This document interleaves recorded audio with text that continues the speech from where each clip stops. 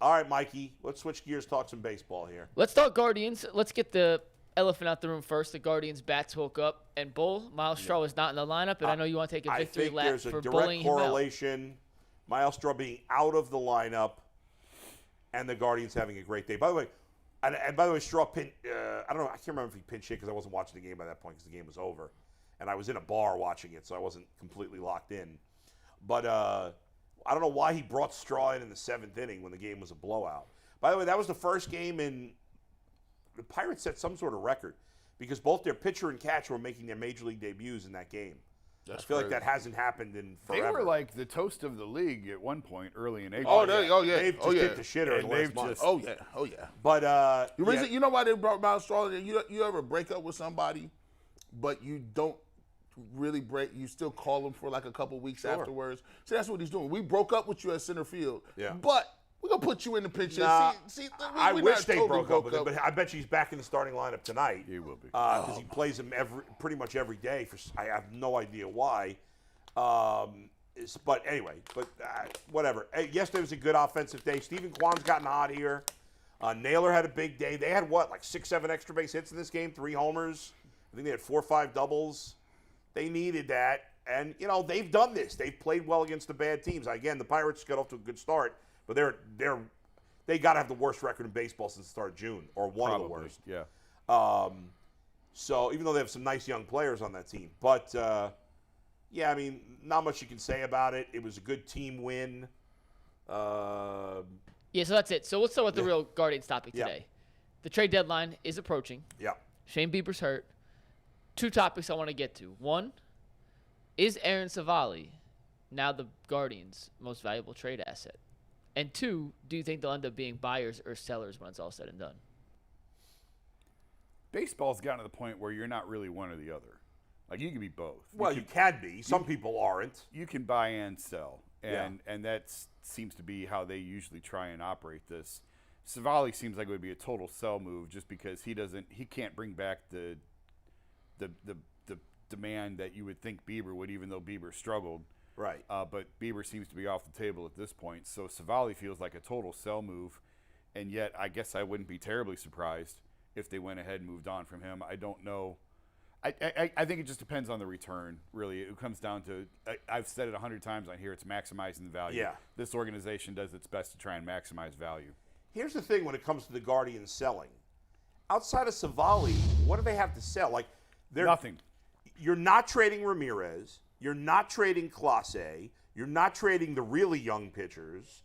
You're not going to trade. I guess you could trade Naylor, but why would you? That doesn't make any sense. You trade Savalle to attach Josh Bell's contract to it and send him to the Dodgers. Like, that's why you trade Savalle. Honestly, or Miles Straw's contract. Or Miles Straw. Yeah. Or both. Or both. I don't know if Savalle's worth both. That's the best trade I heard all year. I don't know if Savalle's worth both. Honestly, if I could get rid of both of those contracts, I'd trade Savalle for almost nothing, even though he's a pretty good pitcher. He's replaceable. He's completely replaceable. I know he's pitching well. The guy's been up and down in his career. Yeah. He's a back-end starter. He's a nice player, but he's a great fourth starter. I would say the Guardians should just do a full sell because I don't think they're very good. But they just don't have anything else to sell. What else can they sell? I just don't think they're very talented. I don't see any pieces where people are like, we need that guy. The pieces that people would want are pieces that they're not willing to trade. So you have Bieber's untradeable right now. Savalle's okay. The other pitchers you're not going to trade. You're not going to trade Clase. The rest of the bullpen's not worth much. Right. In the lineup, you can't trade Bell and Straw unless they're added to somebody else because they have untradeable contracts. Rosario has no. You're not trading value. Jimenez. You're not trading Ramirez. You know what? Maybe you could trade Naylor, but I don't know what his value would be. Why would you get rid of him? And he's your if only they were doing short. a full sell. Yeah, full, but here's the problem: even if they wanted to do a full sell mode, which they're not going to do, they're loaded with 40-man roster spots already. And it's not like Naylor is blocking somebody from coming up. You know what I mean? No. They don't have a great bat that they're trying to get in the lineup. I don't think Naylor makes any sense as a sell. You got to trade. They got to trade. They really need to buy and sell. They need to trade for major league players. I've been saying Tyler O'Neill. Now the Cardinals are not going to want Aaron Savalle. Right. So if you're going to trade with the Cardinals for a Tyler O'Neill, you have to trade young players. Not that Savalle's old, but they don't want Savalle. Right. They're out of it. They're selling. I don't even know. I meant to look before the show. What's Savalle have left of control? I think it's 3 years, including this year. 3 years left, including this year. Yeah. Okay. So you get him. Is that right? That seems like a lot. Is I'm it really pretty that sure. much? Double let me check. I confirm. think he's a free agent in 25. After the 25 season, I believe. Okay. According to Spotrac, Yeah. he's a free agent in 2026. So they have this year, then 2 more years, then yeah. Right. So Yeah. under So 3 contract through years. Yeah. 25. Okay. So So he just became arbitration. Yeah, he just became arbitration right. eligible. So there's some value. I mean, he's a solid starter, Yeah. but he's not. You're not getting a big return for him No. because nobody's looking at him as a. front of the Frankly, rotation. I don't even think you could attach Josh Bell to him. I don't think that. No, probably A team's not going to pay $16 million next year. I mean, unless you were willing to take almost nothing in return. Right. Right. One of those big market teams, if they really wanted Savalle, Would Aaron Savalle get $16 million in free agency? no. No. So why would you take? I mean, I don't even think you could attach Josh Bell to him because you're basically Right. paying Bell next year for Savalle this Right. year. It's maybe the straw contract, although I don't know. The Guardians seem to love him. I don't know. You know how the Guardians used to say they used to have to tear it down and then build it back up for about 3 to 5 years. Yeah. Did they miss one of these windows? No, they don't ever tear down. They Like, haven't. Well, they have, but not recently. I mean, They Not a don't long go time. through a full-blown rebuild. Not a full, like a retool. Retool? A retool. Like, I mean, they did that, and they got better quickly last year, and now it's gone backwards. So- I'm telling you, I'm not out on them flipping this as quickly as it cratered this year. Yeah. It could turn just as quickly. I agree. They have some key, really good pieces, right? You have, your starting rotation potential is still really high Yes. over the next few years. Yes. You still have, even though he's not having a great year, I still think Clase, more often than not, is going to be one of the best closers in baseball. Yes. You still have a top 10 major league player in Ramirez. A borderline all-star and a guy who should have been an all-star, frankly, in Naylor. Jimenez, again, not having a great year, but I still like him. There's other holes. First of all, I've said it 100 times already. I'll say it one more. Oscar Gonzalez should be in the majors. I don't know what they're doing right now with that. I think even with that, they miss so wildly on hitters. Like, I don't know what their approach is. Like, Oscar Gonzalez doesn't play. Obviously, Bell has been a disaster. Yeah. Zanino was a disaster. And the guys that they've let go to go other places, they're hitting the ball.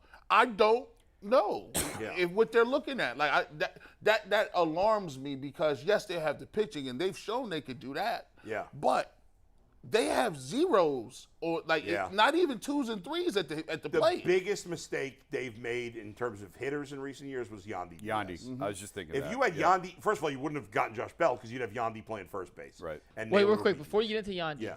explain to me and the people out there that aren't exactly, what was Yandy's path to leaving Cleveland? They just release him? No, they traded him. For? Jake Bowers. He was part of the Jake Bowers deal. Right.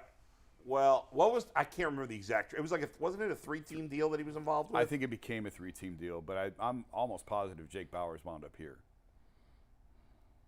Was Edwin Encarnacion part of that in somehow, shape, or form? I don't remember, but I remember it was yeah. basically Yandy for Bowers. Now, when he was Yandy here, he was wasn't playing- hit. He was big and huge, but he wasn't hitting for power. he was hitting ground balls. Yeah, but how many at bats did he have in Cleveland? Mike, can you tell me that? I'm trying to remember. Yandy Diaz in Cleveland, 1 second. Yeah. He was the third baseman. He was blocked Right. by Jose Ramirez. Right.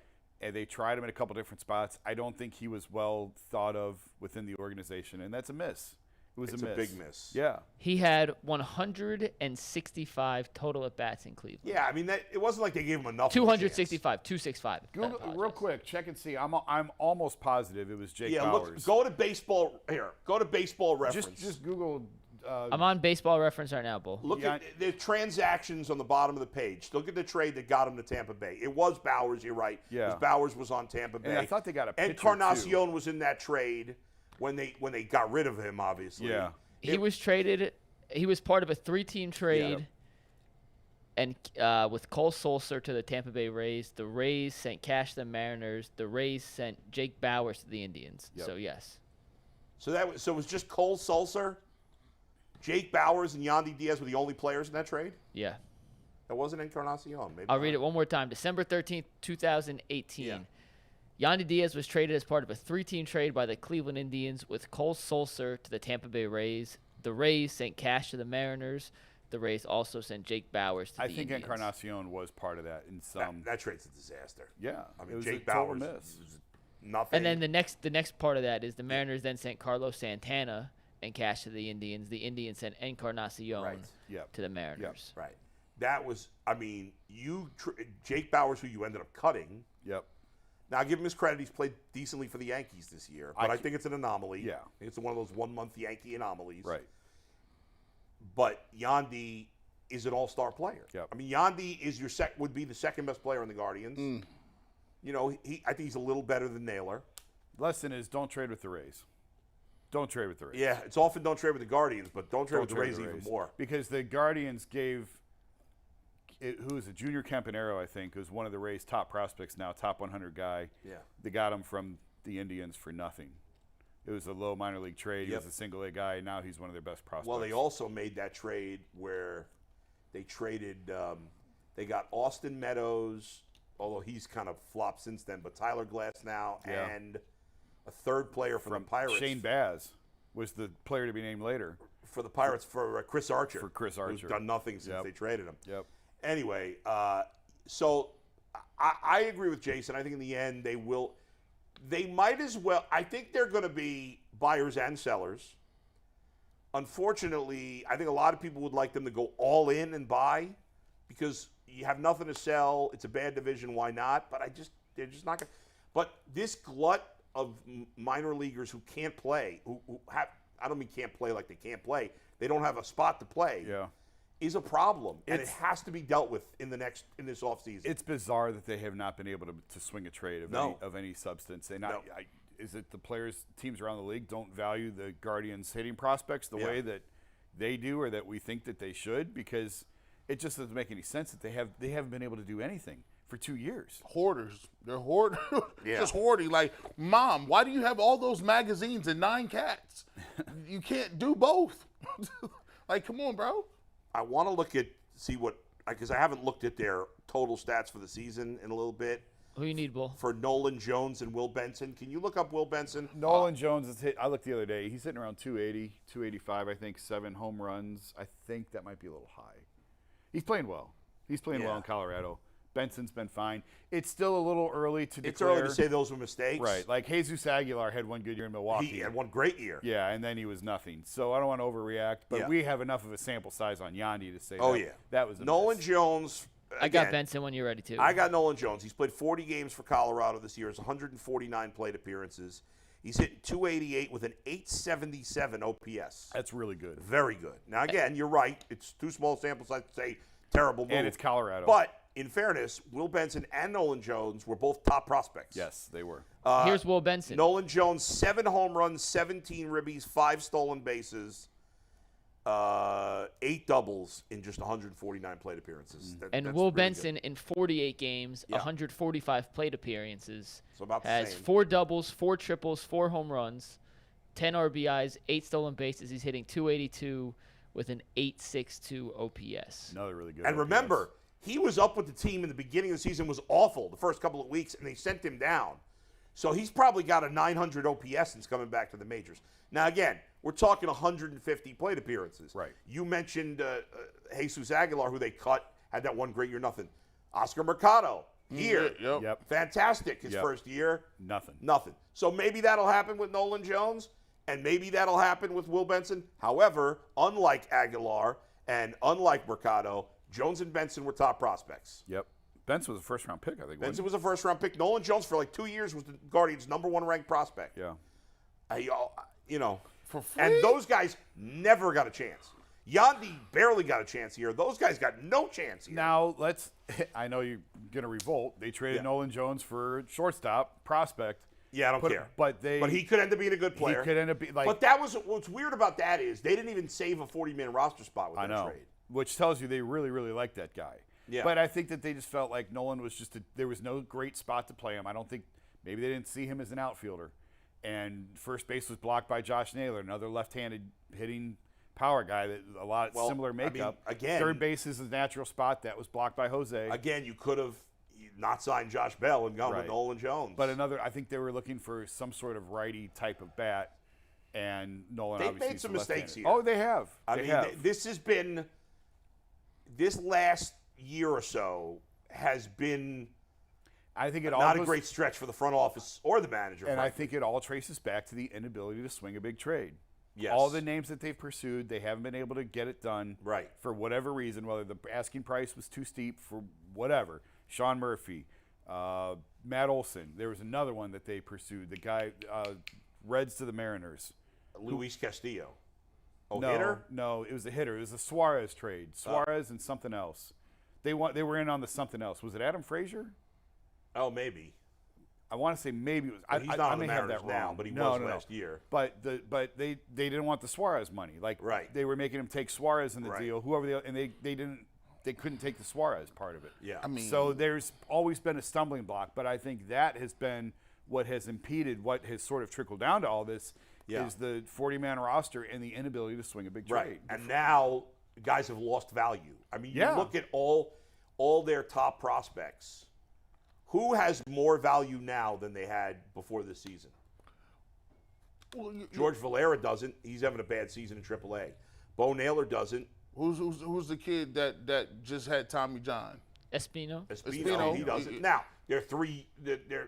Williams and Bybee have more value, but you're not going to trade those You're not guys. gonna trade those guys. The guys Logan, you Logan wanted- Allen for sure. None of those infielders. I think Freeman has improved his stock Well, because he's produced in the short Jason, amount I'd like of to time. see Freeman get a chance to play every Well, I'm with you. Let's I'm with go. you. But in terms of guys, I've said at the start of the year, I thought Gabriel Arias was the long-term answer at shortstop. He's been terrible. Terrible. He should be in the minors right now. So playing. I don't know how you can still say that. Right. So maybe it's Freeman at second and Jimenez moves to short, but Jimenez has been so great defensively at second. You really want to mess with that. But they still got Rocchio. They still. I know. I mean, I don't think Rocchio's the long-term answer. Yeah, I mean, I don't know if any of these Get guys- him what up if outta none- here then. I mean, let's it's get going to be let's make a interesting to deal. see what they do here at the deadline. All right.